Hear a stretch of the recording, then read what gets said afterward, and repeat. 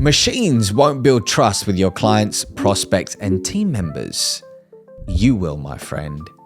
You will. And that's exactly why in today's podcast episode, I'd love to share my truth on how you can use AI without it using you when it comes to communicating in high stakes scenarios. So, hey, let's get into it. Now, let me hit you with a little bit of context. So the other day, my publicist in the United States dropped me a note and she said this publication is asking a few people the following question.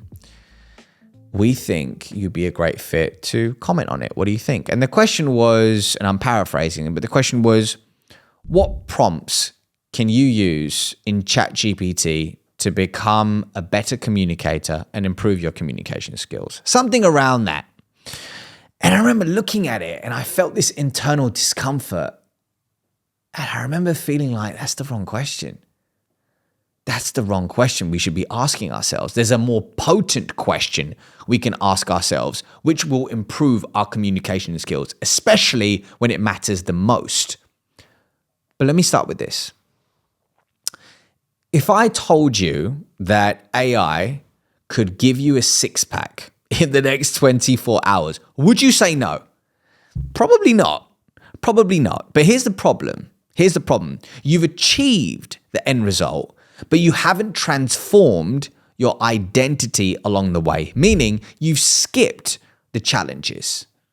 And consequentially, you've missed out on the internal growth required to help you sustain that six-pack, turn it into an eight-pack in the long run. That's a problem. The beauty in challenges is they require you to level up and they can create an identity transformation. The same goes for your communication skills. Let's say, or your muscles even, your communication muscles. Let's say you're faced with a really difficult conversation in the next hour that you need to have with an existing customer. You log on to ChatGPT. You say, what should I say in this given moment? And it pops out the perfect script.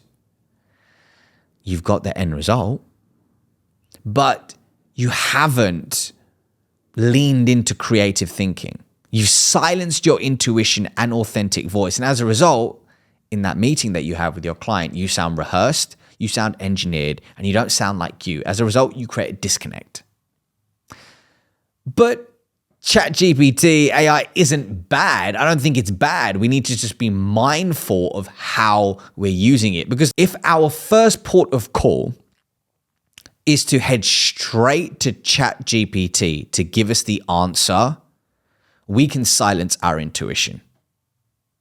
And as a result, we will create an internal trust deficit where moving forward, we no longer trust ourselves. We can't hear our inner voice and we outsource all of our decision making to ChatGPT. What I'm proposing is actually AI, ChatGPT, great.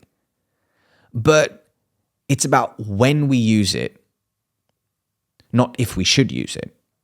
So going back to that example of you facing a difficult conversation in the next hour with a customer, instead of what prompt should I use to get the best answer from ChatGPT, what I would invite you to think about is the following question. If I were overflowing with abundance in every area of my life in this given moment, what would I say to my client? What would I say to them? As a result, you tap into your higher self. Tap into creativity and you tap into your intuition.